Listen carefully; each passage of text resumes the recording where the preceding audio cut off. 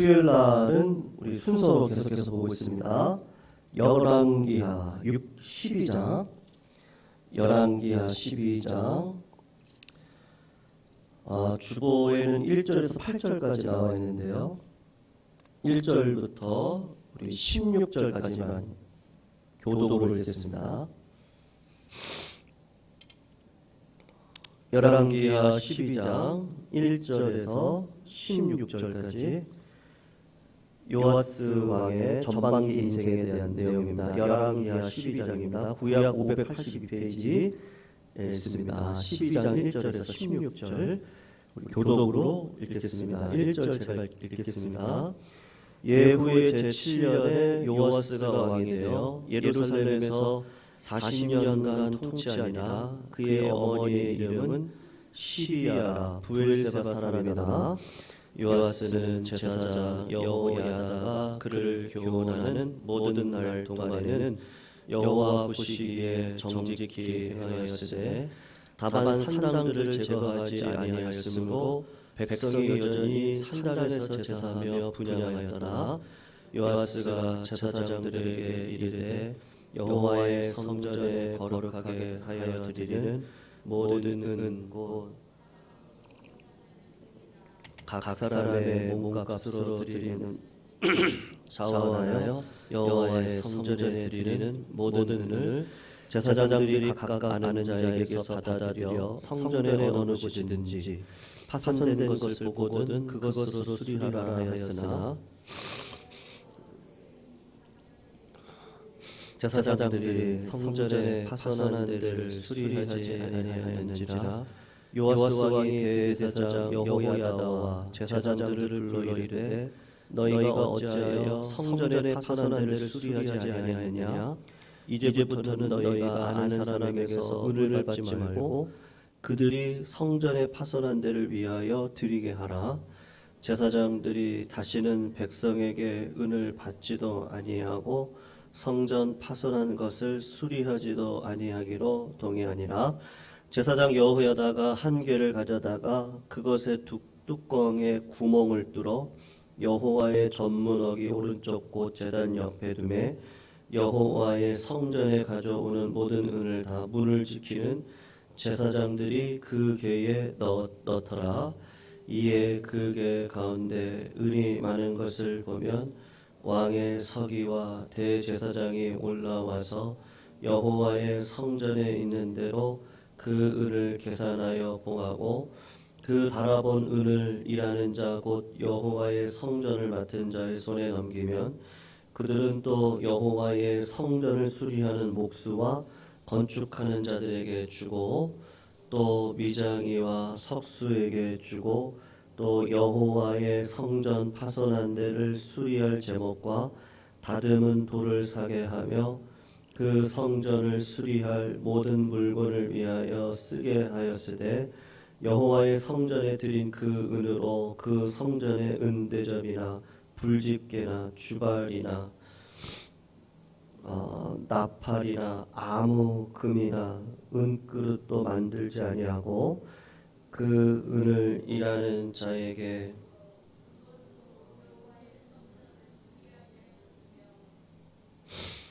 또 그 은을 받아 일꾼에게 주는 사람들과 회개하지 아니하였으니 이는 그들이 성실히 일을 하였음이라. 같이 있습니다. 여호와의 성전에 드리지 아니하고 제사장에게 돌렸더라. 아멘.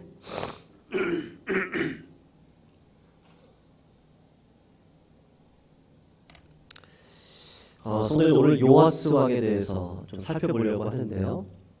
요아스 왕이 7살의 왕이 돼서 40년을 통치합니다. 그리고 47살에 죽으니까 어떻게 보면 그 요절이라고 하긴 그런데 젊은 나이에 죽은 왕이다라고 할 수 있습니다. 요아스 왕은 전반기하고 후반기를 나눠서 꼭 저희들이 공부를 해야 되는데 전반기는 아주 성공하는 인생을 살았거든요. 여러분, 우리가 제가 신학대학원 들어가서 제가 1학년 4반이었는데 저희 반 이제 MT를 했거든요. 일일 영성 MT를 할 때 열린교회 김남준 목사님을 모시고 말씀 부흥회하고 같이 뜨겁게 기도하고 식사하는 시간을 가졌었습니다.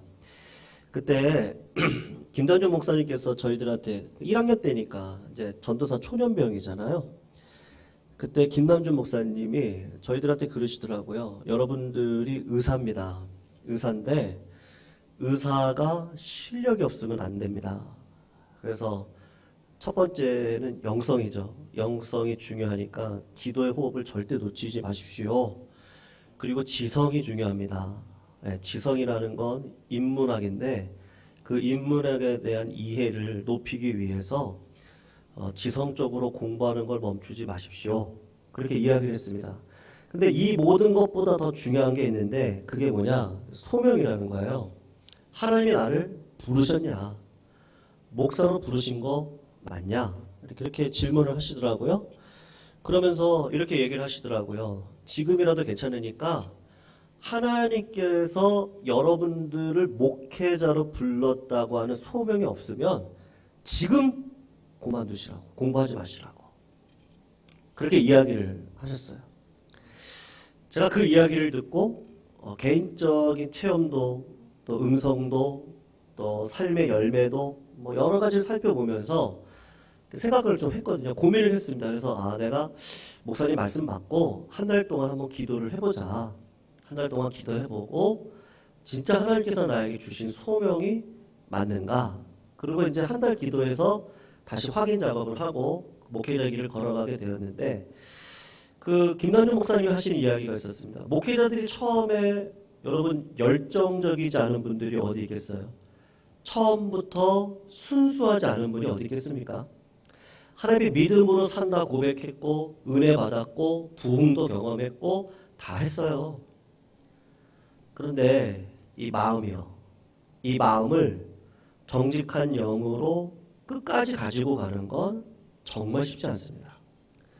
중간에 많은 분들이 실망하고 그분들을 떠나고 관계가 깨지고 믿음의 교제권이 사라지고 그런 이유가 뭐겠어요?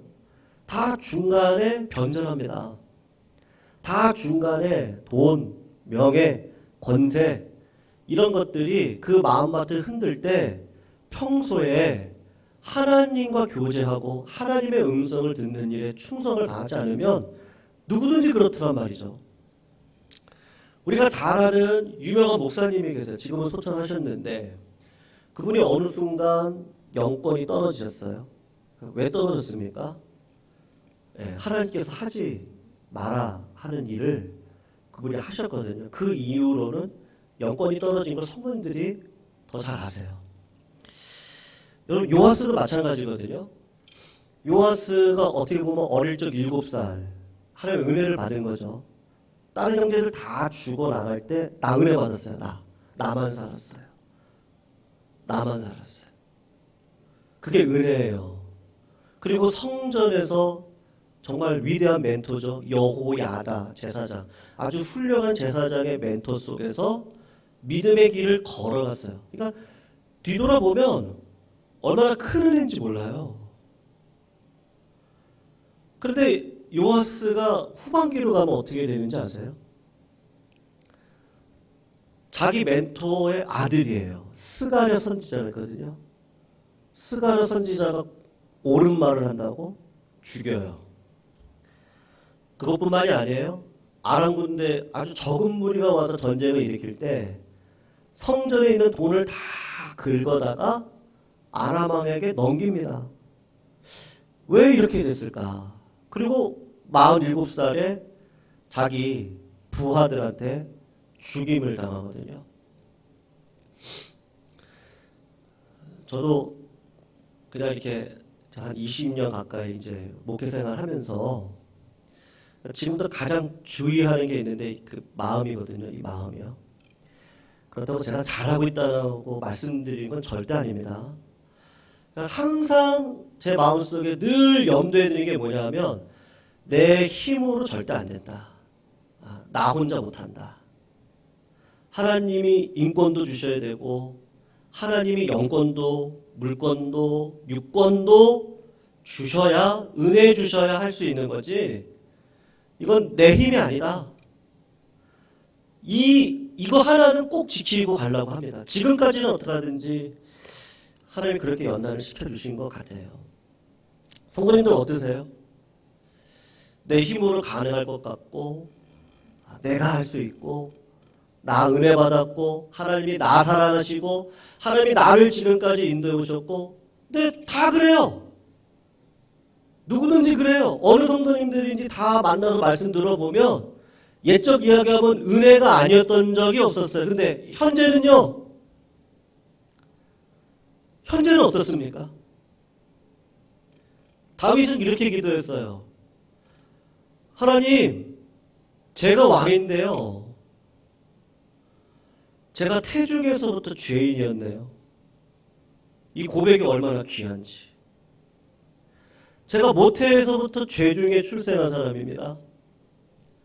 주님, 우술초로 저를 늘 씻어주세요. 그리고 하나님, 저에게 정직한 마음 주셔야 됩니다. 정직한 마음이 아니면요, 어떤 말씀이 들어와도 그 말씀이 나에게 칼로 들어올 수 없어요. 무뎌져요. 길가밭 돼요. 가시밭 돼요. 돌짝밭 돼요. 근데 정직한 마음이 있으면요, 여러분 진짜 신앙인은요, 이렇게 돌이키시는 분들이시더라고요. 깨달으시는 분들이시더라고요. 그런 분들을 보면 부러워요. 정말 부러워요. 저는 그렇더라고요. 어떻게 저 어린아이의 음성 하나로 내 마음을 회개할까? 그게 부럽단 말이죠.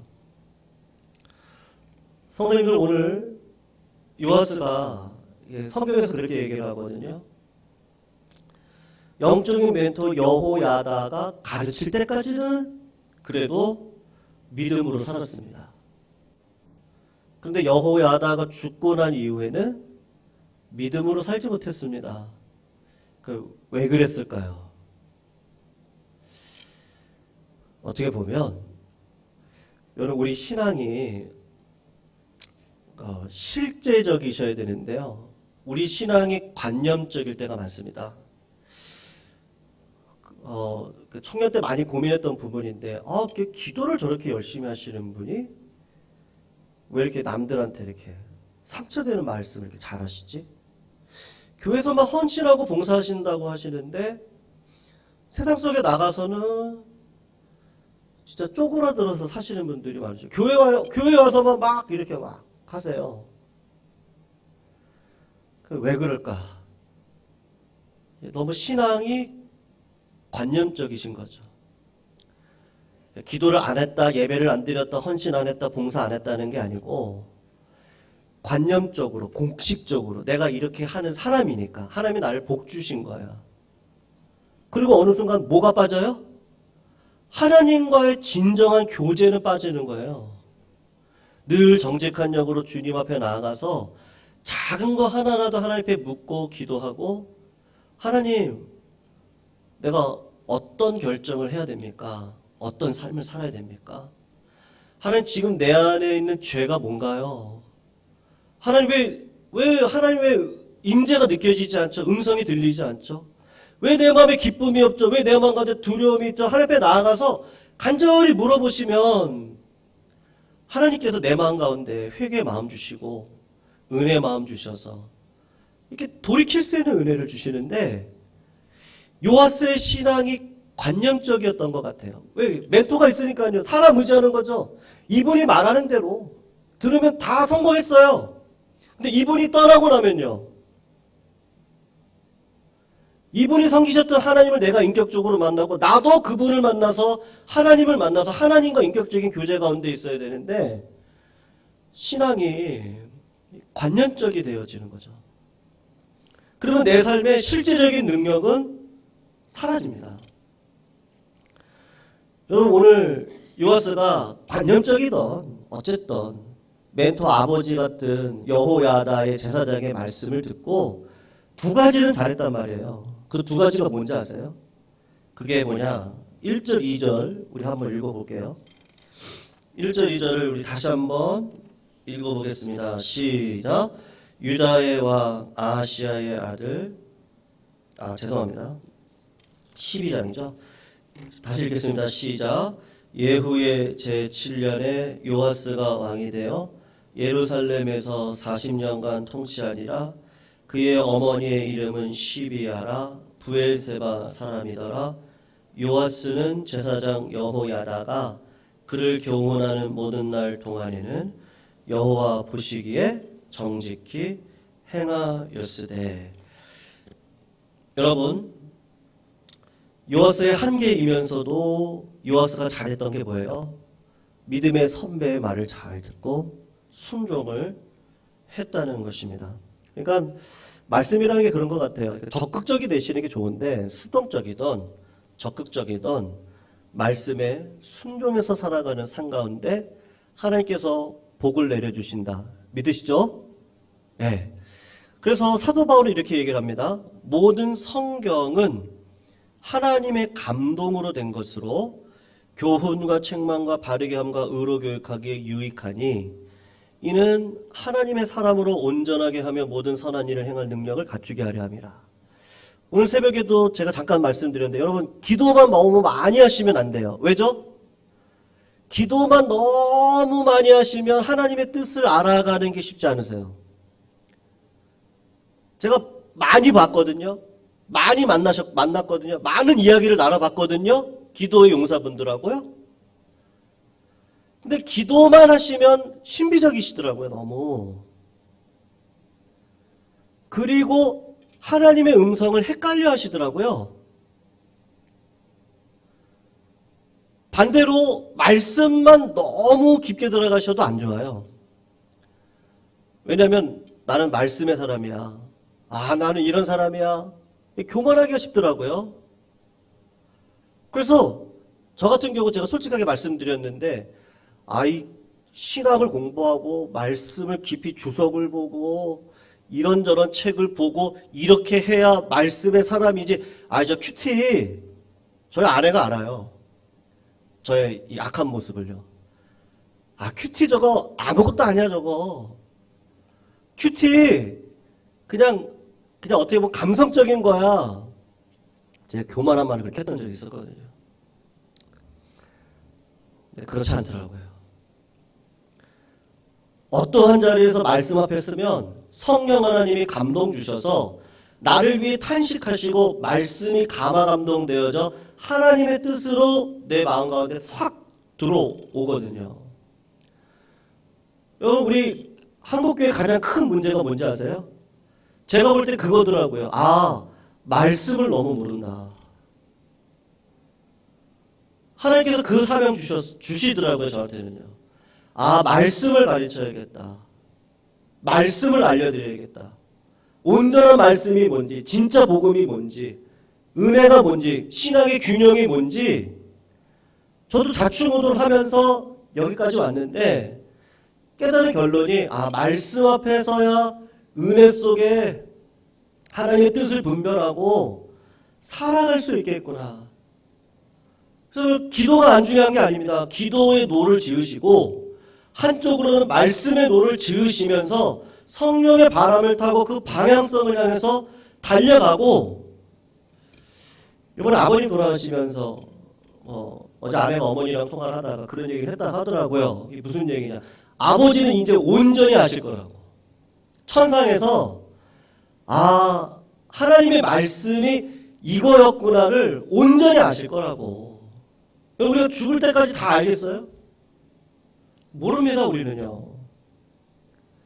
왜 이 나이에 돌아가셨는지, 왜 젊은 나이에, 왜 내 자녀가 먼저, 왜 내 배우자가 먼저. 우리 성도님들의 삶 가운데 얼마나 기도의 제목들이 얼마나 많아요. 얼마나 아픔이 있고 남모를 눈물들이 많습니까? 근데 믿음 안에서 말씀과 기도의 노를 갖고 성령의 바람을 따라 그냥 목적지를 향해 가는 거죠. 지금은 거울로 비치는 것과 같아서 다는 몰라요. 확실한 거. 하나님은 무슨 일을 하시는지 내 삶 가운데 선하게 인도하신다. 이건 확실하거든요. 그 믿음은 하나님 나에게 주셨거든요. 우리에게 주셨거든요. 지금은 모르겠어요. 그런데 천국 가면 그때는요 완전히 알겠죠. 그 은혜를 주실 거라고요. 근데 그런 자의 삶의 특징이 무엇이겠어요? 말씀, 기도, 이 두 가지가 균형을 이루고 하나님의 뜻대로 살아가는 이 믿음의 삶, 이거 아니겠습니까? 그래서 여러분, 이게 좀 상징적인 의미인데요. 이게 좀 더 깊은 의미가 있거든요. 요아스가 두 번째 잘한 일이 뭐냐? 이게 성전에 대한 관심을 가졌거든요. 40년 통치하면서 여러분 23년 동안 성전 수리를 제대로 못했습니다. 왜 못했는지 아세요? 이유가 있어요. 언제나 사람이 문제예요. 제사장님들. 이분들이 탐심이 많아요. 4절에서 6절을 한번 읽어볼까요? 한번 읽어보면 좋겠는데 같이 읽어볼게요. 4절에서 6절입니다. 시작. 요아스가 제사장들에게 이르되 여호와의 성전에 거룩하게 하여 드리는 모든 은 곧 사람이 통용하는 은이나 각 사람의 몸값으로 드리는 은이나 자원하여 여호와의 성전에 드리는 모든 은을 제사장들이 각각 아는 자에게서 받아들여 성전의 어느 곳이든지 파손된 것을 보거든 그것으로 수리하라 하였으나 요아스 왕 제23년에 이르도록 제사장들이 성전에 파손한 데를 어떻게 했다고요? 수리하지 아니하였다. 23년입니다. 여러분, 지금 솔로몬이 성전을 지은 지 140년이 지난 때입니다. 그러니까 성전이 얼마나 누추했겠어요. 그리고 어린 시절에 성전에 숨어 들어가 살아갔던 요아스니까 성전 사랑이 남다르지 않았겠어요. 내가 어릴 적 살았던 이 자리예요. 어릴 적 찬양했던 곳, 어릴 적 말씀드리고 어릴 적 은혜 받은 곳이에요. 여러분, 내가 있는 예배당에서 은혜 받으면 절대 그 예배당 절대 못 떠납니다. 은혜를 안 받으니까 떠나는 거죠. 내가 방언받고 은혜받고 사명받고 비전받은 곳이잖아요. 절대 하나님이 떠나게 하지 않으세요. 책임을 지라고 오히려 하시거든요. 네가 여기 책임져라고 하시는데 여러분, 요아스가 홀로 할 수 있습니까? 제사장과 백성들에게 같이 하자. 우리가 꿈꿔보자. 이 예배당을 다시 새롭게 하자. 그렇게 분명히 은혜의 마음을 가지고 시작을 했을 거라고요. 그런데 제사장들이 문제가 있었어요. 제사장들이 백성들로부터 받은 돈을 가지고 미장이를 부르고 석쇠공들을 불러서 공사하면 됩니다. 근데 문제가 뭐예요? 자기한테 들어오면, 돈이 들어오면 안 나가는 거예요. 나가질 않습니다. 여러분, 사람은 믿지 마세요. 저도 믿지 마세요. 우리 서로 신뢰의 대상은 절대 아닙니다. 사랑의 대상이죠. 서로 불쌍히 여겨주시고, 저분에게 있는 약점이 저에게도 있거든요.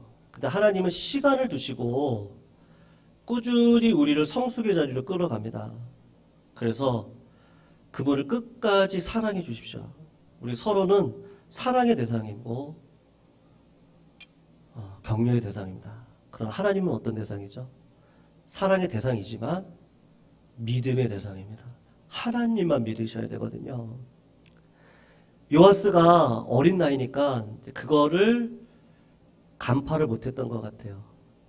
나이가 30살이 될 때까지. 이거는 인문학이라 그러죠. 아, 사람은 그렇구나. 아, 사람은 믿을 존재. 우리가 사회생활하면서 알잖아요. 아, 세상이라는 게 이렇구나. 직장이라는 거 이렇구나. 세상에서 살아가려고 하면 이게 참 힘들고 어렵구나. 직장도 힘들고 사업도 힘들고 다 힘들죠.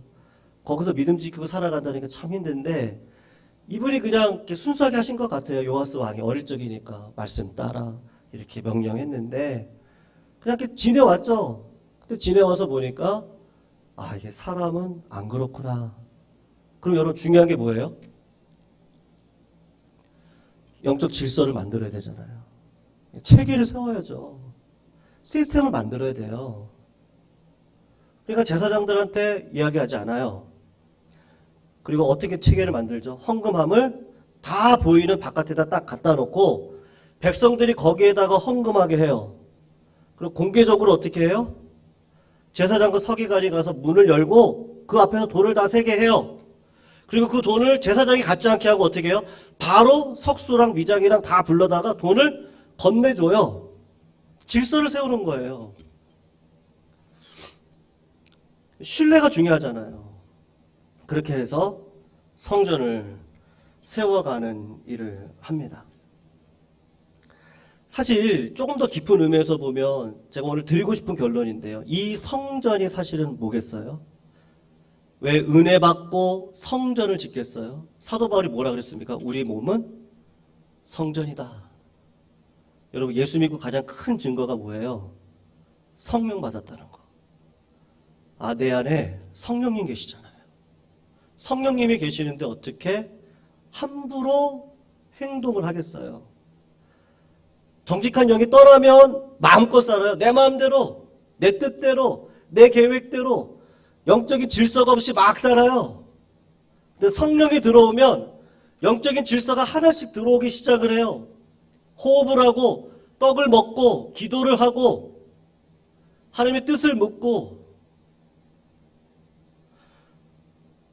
사랑하는 성도님들, 요아스는 성전을 지었습니다.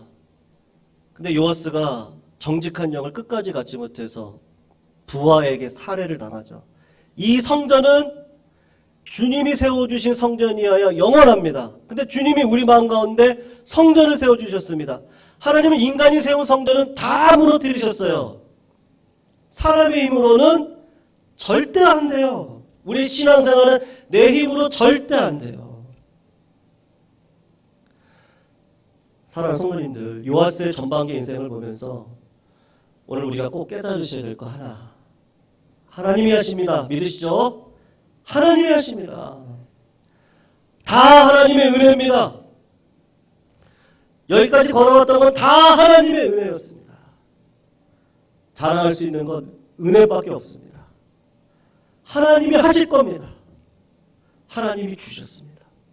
하나님이 이끄실 겁니다. 하나님이 하셨습니다. 그게 성전으로서의 살아가는 믿음의 삶의 진정한 고백인 줄로 믿습니다. 사랑하는 오늘 말씀 생각하시면서요. 오늘 조금 일찍 끝내겠습니다. 286장인데요.